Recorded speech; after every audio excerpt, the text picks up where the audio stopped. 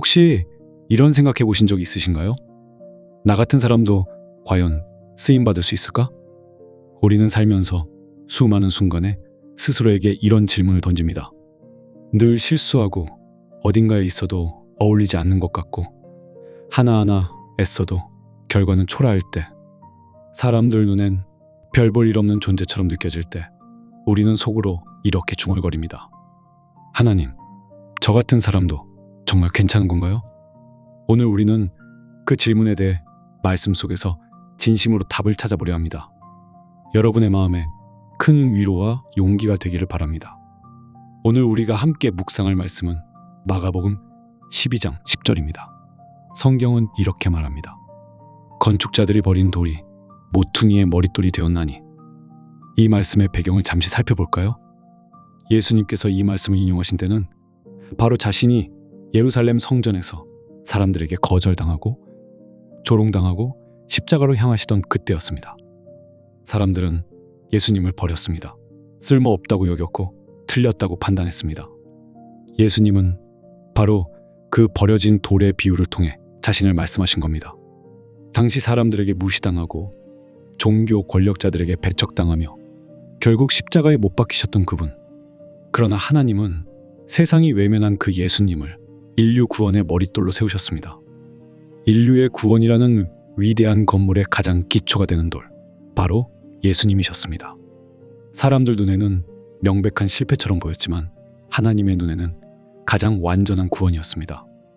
이것은 단순히 2000년 전의 이야기가 아닙니다. 버려진 돌이 건물의 가장 중요한 자리인 머릿돌이 되었다는 이 말씀이 사실은 우리 모두에게 주시는 이야기입니다. 우리 삶의 이야기이기도 합니다. 상상해 보세요. 건물을 지을 때 돌 하나하나가 신중하게 선택됩니다. 금이 갔거나 형태가 틀어졌거나 기준에 맞지 않으면 그 돌은 조용히 구석에 버려집니다.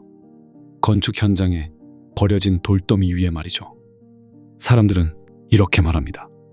쓸모없어. 기준에 미달이야. 다른 돌로 바꿔. 우리가 인생 속에서 듣는 말과 참 닮았습니다. 넌 그런 성격으로는 안 돼. 과거가 그런데 어떻게 쓰이겠어. 이제 늦었어. 이런 평가들이 쌓일수록 우리는 점점 버려진 돌처럼 느껴집니다. 그리고 어느 순간 우리 스스로도 자신을 그렇게 여기게 됩니다. 내가 나를 포기해버리는 순간입니다. 하지만 여기서 놀라운 반전이 일어납니다.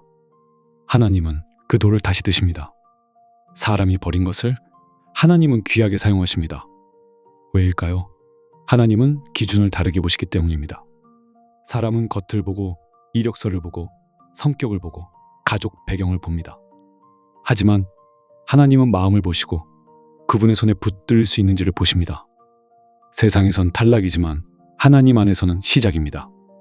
다윗은 형들에게도 인정받지 못했던 잊혀진 막내였고, 모세는 과거에 살인까지 저질렀으며 베드로는 성격이 급하고 늘 실패하던 어부였습니다. 하지만 이들 모두는 하나님의 손 안에서 변화되었습니다.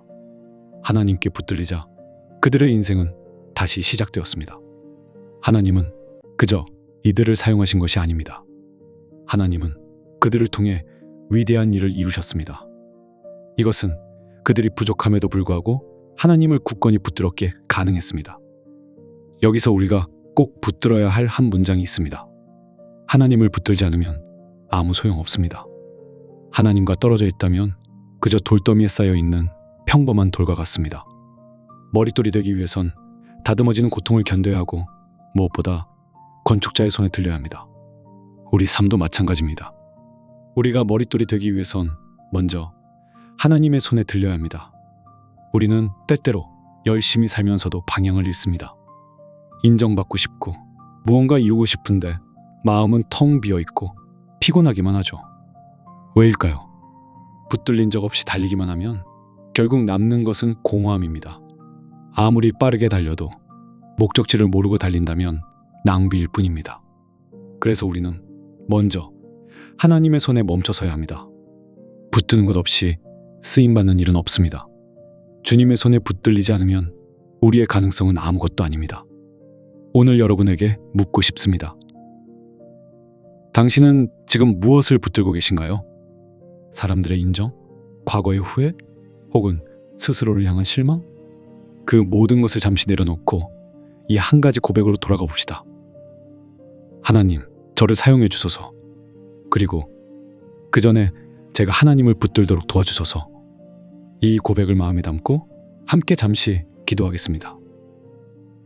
사랑과 은혜가 풍성하신 하나님 아버지, 저희가 때로 사람들의 시선과 판단 때문에 스스로를 버려진 돌처럼 여기고 낙심할 때가 많음을 고백합니다.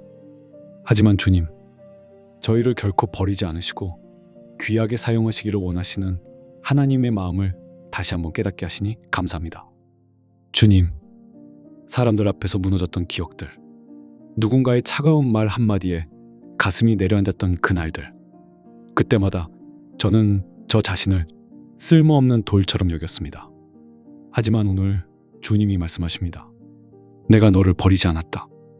주님, 이제 제 삶을 주님의 손에 온전히 내어드립니다.